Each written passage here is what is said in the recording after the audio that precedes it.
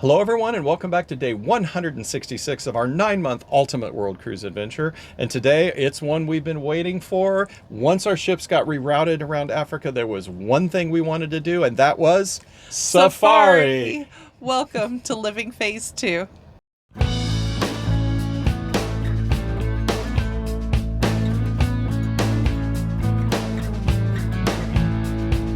Hi, I'm Mike. And I'm Nancy, and we're empty nesters striving to live life to the fullest. And we're living that full life aboard Royal Caribbean's 9-month Ultimate World Cruise on Serenade of the Seas. Well, we are, and friends, today we are in Port Elizabeth. Now, Port Elizabeth is on the northeast side of South Africa, and we have sailed into Nelson Mandela Bay. Right, so it's our first stop actually on, I guess what you'd call the continent proper. Yes. We're not on an island or something that's just off on the continental shelf. We are actually on the continent of Africa now, Yeah. and we are so excited. We really are. Mm-hmm. Well, we pulled in nice and early here that it was still dark outside. We're in an industrial port today, and there's hundreds and hundreds of cars that they have just delivered to the island. So they're right outside for us. But we've got an exciting day. We're going to go to 2 animal parks, or one is a national park, and the other is a private game reserve. Right. So what we did is we hired a private guide to drive us around the island, and actually had him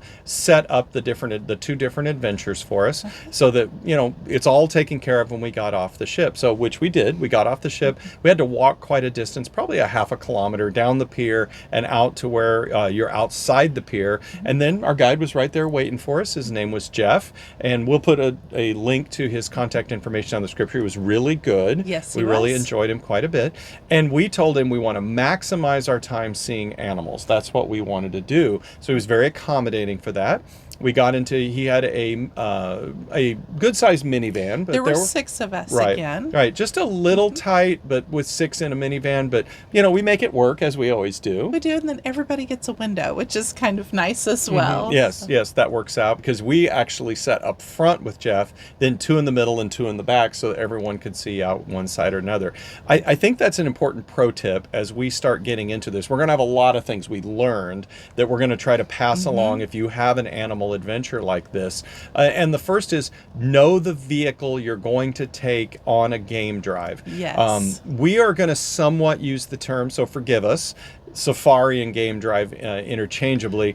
Really, a safari is when you're staying overnight, you're having a big event, you're really out doing it, and a game drive is the individual event where you're in a Jeep or a truck. And I guess that's technically what we did. We're game drives. Right, we went on some game drives.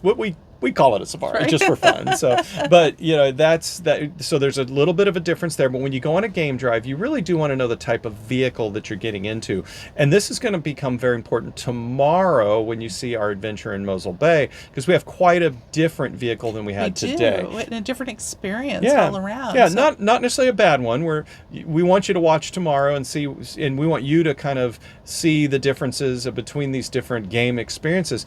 But that is one of the first pro tips: is know the vehicle you're going to take on your game drives. Is it a big 20-person vehicle, or is it a small little 4-person vehicle? Right. That can make a whole big difference. And so the first one is actually very interesting, because Jeff took us to our first game experience, and as we mentioned, we went to 2, and the first is the very, very famous Addo Elephant National Reserve, which is a national park here in South Africa. Right, now this is an elephant reserve, and so it has a lot of elephants. It's got over 600 elephants. Now this is large. This is very, very large. It is a 1,640 square kilometers, or 633 square miles, or 400,000 acres. So it is really big. And in fact, they're even expanding Addo to reach out to the shoreline, and part of the Addo National Park will also become part of the Addo Marine Reserve, where they're going to have penguins and sharks and everything else. So they're even making it even bigger. But the part we're going to see is the original elephant reserve. Right. So one of the different things about the Addo National Park is you get to drive your own vehicle, which is good. It's a good way to see everything. As long as you don't tick off a bull elephant and he comes attacking your Kia. better drive fast. Yeah, exactly. So yeah, that is interesting. Now it is dirt roads, so if you're driving your own car or a rental car, it can be muddy but our guide took his van there. He obviously has been here many times, and we went in, and you know what? It wasn't but a few minutes. And we saw elephants. We saw did. big African elephants, and these were much bigger than the Asian elephants that we had seen back in Sri Lanka. So this was very neat to see. And they're brown here too versus gray. Right, and we saw baby elephants with their mothers. We saw big bull elephants, and we were only in the Addo National Park about an hour because we do have a reservation at a private game reserve, Amakhala, and it's about 30 minutes away. So what we did is we just made a quick pass. Our intention though was to come back here and see it some more. But oh my gosh, within that hour we saw we saw giant snails, we saw the elephants, we saw different types of antelope. We saw a lot, but the elephants were very impressive. Yes, they were. And again, you're dealing with animals here, and so we just thought, oh, it's Addo National Park, there's 600 elephants in here, this is what everyone gets to see. It's not necessarily true. That's true. Some of our friends here on the ship didn't get to see a single elephant at Addo, which I was kind of sad for them. Yeah, they went a little bit later in the day. So pro tip, go you always want to go as you can. early, or you want to go at twilight. And of course, with the ship, we don't have a lot of opportunities to go at twilight. So we were right there first thing at Addo, and we had great elephant sightings. So we sure did. Well, we left Addo and we went on to our next reservation, which was at the private game reserve now, Amakhala. So tell them a little bit about Amakhala. Well, so Amakhala, oh my goodness, has amazing views, but it's much smaller. It's 18,000 acres, so versus much smaller. 400,000 acres Yeah, for the than the national park. 400,000. It does have the big five, or what is considered to be the big five, at least in this area of Africa. So rhinos, lions, elephants, buffalo, and leopards. Yes. Now, we got to see 3 of the 5. Which we're going to show you here in just a little bit. Just a little piece of history, too, that I find fascinating. And this is happening all over South Africa. And I don't know about the rest of Africa, but farmers are converting their cattle farms, dairy farms, and also crop farms into game reserves, and especially private game reserves. That's what's happened here. Yeah, so Amakhala was actually 5 different farmers. They effectively got together, signed a pact, tore down all their fences, put their land together to form this 18,000 acres, and now it's a private game reserve, and they're actually economically doing better than they were when they were farming or when they had cattle, and they're having the land all go back to natural, and there's all kinds of animals that they're helping preserve and to also breed. So yeah, it's and this is happening at the game reserve you'll see tomorrow in Mosul Bay as well. So we hopped, our guide took us into Amakhala. Now here I thought it was interesting, again, to protect Amakhala, and he had his personal vehicle. They actually sprayed sanitizer all over his vehicle. They did on the undercarriage of it. They don't want to bring in any disease into the plants that could affect, that could just affect or the animals, the natural biological conditions there of the game reserve. Right. So he went ahead and took us to the lodge in his vehicle, and there are a few lodges where you can stay, and you can stay overnight. You can do a true safari and stay overnight. You can have a multiple day experience at Amakhala. But he dropped us off there. We went into the lodge, and it was just gorgeous. Oh my goodness! It looked like it was fairly new, but yes, it was absolutely stunning. In fact, I kept thinking, oh, I want to come back and stay here if at all possible. But they gave us some hot chocolate, and they had walking platforms. You could tell the animals, probably monkeys, had been on those walking platforms. But the first thing we saw from one of the walking platforms was a hippo. Yes. So there is a pond right outside the lodge, and they do have a very small electric fence between the pond and the lodge, and there is a hippo, and that one just kind of hangs out in that pool, and that was the very first sighting we got to see. It was a hippo. It was. Yeah, that was really special. But then they called us. Our Jeep was ready, so they called us to the Jeep, and again there were 6 of us, 7 with our guide, and then 8 with the reserves guide in the Jeep, which again, so it was a nice group. We all had seats that were great for viewing. And Right. again, that's just so important. Right. So, Yeah, right. If you can do a game drive in a vehicle like this with that few people, it is just wonderful. Now, if you're going to pack 11 people in, there's always that person in the middle that's trying to see. But even with that in a vehicle like this, they can see fairly easily to either side. I think yeah. so. Yeah. Versus, again, we're comparing and contrasting what you're going to see tomorrow Right. at Mosel Bay. And now we took off, and it wasn't more than just a couple minutes, and we got to see Zebras. Yes. And there was a herd of zebras. There were even some baby zebras. And we even got to see them crossing the road just That's right. in front of us. Yeah. It's just precious. And our guide even goes, "Oh, zebra crossing! You're lucky." So, and we drove on from there, and our guide started looking around. Now they have many of these vehicles driving through this 18,000 acres, and they're all on the radio with each other. They're all communicating. Hey, I saw an elephant here. I saw this here. You might try over this ridge. You might see something. And not very long, we drove up and we saw lions. We did see lions. We saw a lion and a lioness, and they were laying right on the road Yep. and just walking right there. That was incredible. Yeah, they got to off the road and walked right beside our vehicle, looked at us, turned around, walked back across the road. I mean, this is not a zoo. I mean, we are sitting in a vehicle and Right there. 10 yards away, maybe not even that, 20, 20 feet away, there it is. There's a lion right Yes, there. yes. And it was really quite And an beautiful, amazing experience. yeah. It really was. And so we sat, and that was one nice thing too in having a small private group, is our guide was never in a rush. No, Yeah. he let us really enjoy the animals, which was wonderful. Yep, and he kind of took cues from us when we were ready to move on, and so he was. In fact, he would just sit, and he's happy and content just to watch the animals, just like we are. And so he waited for us to kind of say, "Okay, did you get your pictures? Are you happy? Do we want to go try to find another animal?" And so we let him know, and we drove on. And it wasn't very long after that we saw elephants. Yeah, we did. Yeah. We did. We got to see several elephants, and we got to watch them eating the branches from the trees. And they're strong enough to pull an entire tree out of the ground or some of the bushes. And so we sat there and we watched the elephants for quite a while. Yeah, and then we took off. The weather was starting to turn at this point, starting to rain a little. Now, there was a cover on our vehicle, but, as we're driving, the rain's kind of starting to hit us, and it's a little chilly. But you know what? You persevere, because you're out on a game drive, and this is a bit of a once-in-a-lifetime That's thing. right. And so we kept going, and then we spotted a rhino. We did a white rhino, and we actually saw white rhinos here 3 different times.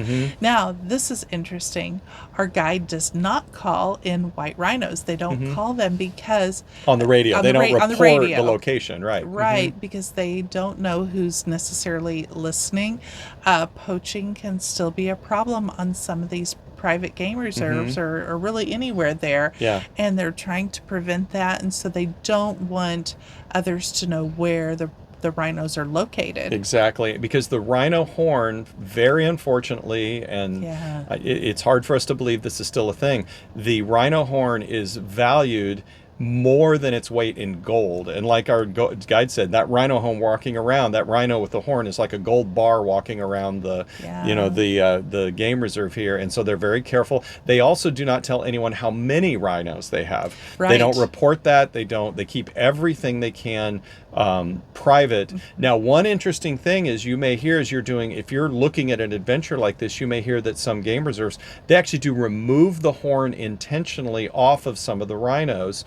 And this game reserve, and also the one we're going to be at tomorrow, they do not do that. They leave the rhinos natural so that they can protect themselves. They can be more in their natural environment. It is a bit more of a risk for poaching, but they would rather leave the rhinos in a natural state. So that was great to be able to see that. It was just quite amazing. Personally think I certainly appreciated that the rhinos' horns were intact. The next thing after the rhinos, we saw tons of different types of antelope and did. everything from... In fact, why don't we just go ahead and... we'll show you some of the animals, but do you have the list there of animals, Nancy? I do. Well, here's the list. So we saw a blessbok and a springbok, and a bok is really any type of antelope. We saw white rhinos, bull elephants, a lion and lioness, hippos, an African whoopoo, which is a bird, kudu, impala, lots of zebras, well, lots of impalas and kudus too, but the red hartebeest, Which is kind of another, Antelope kudu-looking, type. antelope-looking, yeah. Blackback jackal, which is a bird, and Yeah. eland, which is Eland, yeah. eland, which is also a type of antelope. Yeah. Leopard tortoise. Yeah, I which just got a quick glimpse I of know those we as we're did driving. get a picture of that one. Lots of warthogs, and ostriches, and a giant snail. Yeah. So we got I wouldn't want to say our fill of animals, but we certainly We got a feel lot. we did great. Now, of course, out of the big five, if you're checking things off, we did not see a leopard. No. No. And no. we did not see the buffalo either. Today. Yeah. Nor did we see giraffes today, which No. I was really surprised. And they but do have didn't show giraffes, up. and they do have a couple Cape Buffalo. No, they do not have Cape Buffalo at Amakhala, I don't believe. But as you'll see tomorrow, we're going to see Cape Buffalo then, and I think we might see a giraffe or two. I think so. Yeah. So we did pretty good. We got 3 out of the big 5 today in a rainy, cold day. And actually, an overcast day makes for better pictures, and being a little cool and overcast, the animals are out much more. They're not Right. hiding under trees and all that. So we felt very, very blessed in the weather, even though we got rained on.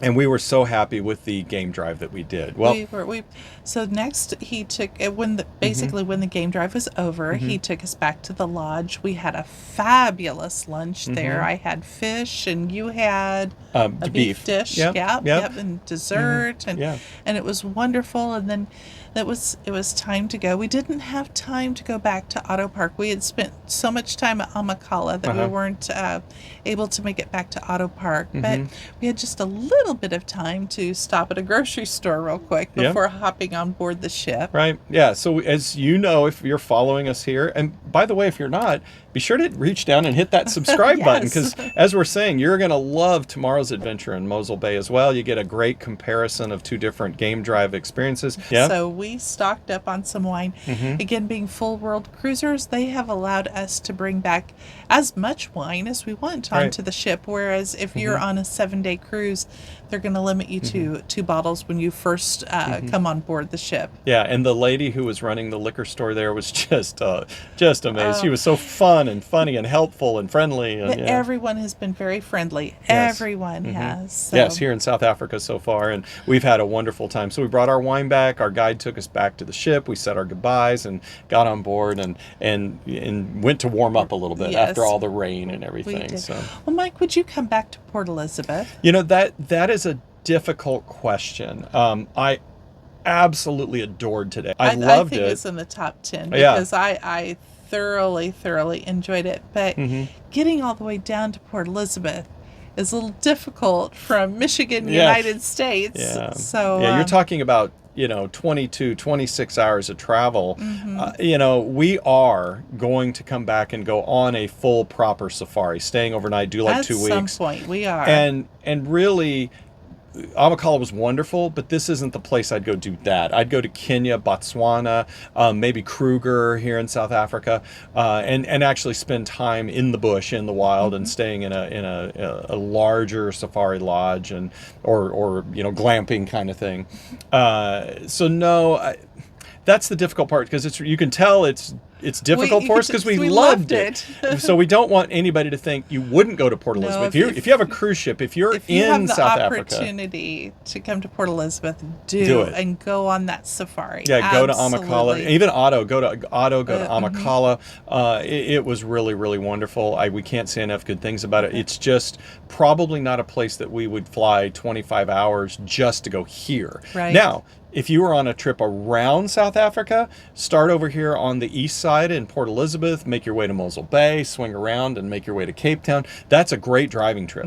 It's a wonderful trip, and this could be a really good place to start it, to have a tour of South Africa. I agree. And in that case, again, for us to come back, probably not, but for somebody that hasn't been here, we'd highly recommend it. Absolutely. Okay. Well, friends, join us for our next visit to Mosul Bay tomorrow when we go on another safari. And we are going to love to hear your comments about what you think about the differences between these 2 game drives that you're going to see from today and then tomorrow's adventure. So thank you very much. All right, friends, have a beautiful day. We will see you very soon. Take care. Bye-bye Bye-bye. now.